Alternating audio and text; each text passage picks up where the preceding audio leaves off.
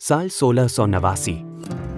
हिंदवी स्वराज्य का सबसे वीर शेर छत्रपति संभाजी महाराज मुगलों के विश्वासघात का शिकार बन गए। औरंगजेब सोच रहा था, अब मराठों की ताकत टूट जाएगी। लेकिन उसे क्या पता था, इतिहास में दर्ज होने वाला था एक ऐसा बलिदान जिसे सदियां सलाम करेंगी। संभाजी महाराज को बंदी बनाकर औरंगजेब के दरबार में लाया गया। हजारों सैनिकों के बीच भी उनकी आंखों में न कोई डर था, न कोई पछतावा। औरंगजेब ने ताज के घमंड में कहा, संभाजी, इस्लाम कबूल कर लो, मैं तुम्हें जीवन दूंगा, राज्य दूंगा। लेकिन यह सुनकर संभाजी महाराज हंसे।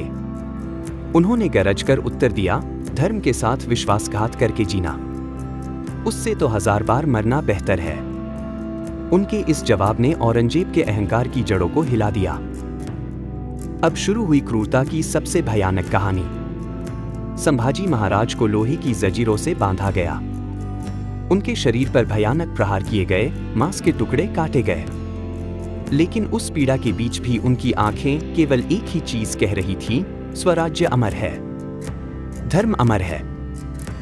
मुगल सैनिक सोचते थे कि वे चीखेंगे, दया मांगेंगे, लेकिन हर घाव से केवल एक ही आवाज गूंजती, जय भवानी, जय शिवाजी। इतिहासकार लिखते हैं, संभाजी महाराज के चेहरे पर तब भी शौर्य और गर्व की वही चमक थी जिसे न यातनाएं मिटा सकी, न औरंगजेब का आतंक। आखिरकार यातनाओं के बीच भी संभाजी महाराज ने अपने प्राण त्याग दिए। लेकिन उनकी मृत्यु उनकी हार नहीं थी, वह तो अमरता की शुरुआत थी। जब खबर फैली कि संभाजी महाराज शहीद हो गए, मराठा साम्राज्य में हर दिल से केवल एक ही नारा उठा, हमारे महाराज शहीद हुए हैं, लेकिन उनका स्वाभिमान जिंदा है। औरंगजेब ने सोचा था कि संभाजी महाराज की मौत से मराठे टूट जाएंगे, लेकिन हुआ इसका उल्टा। मराठों के दिलों में आग जल उठी और वह आग औरंगजेब की हजारों सेनाओं पर भारी पड़ी।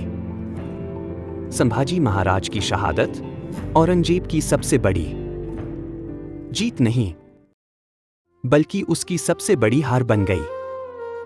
कहते हैं, मरते समय उनके आंखों तक को फोड़ दिया गया था, लेकिन कभी उन्होंने एक आह भी नहीं भरी। जय भवानी, जय शिवाजी के नारे लगाते रहे। ऐसे वीर को एक लाइक तो बनता है।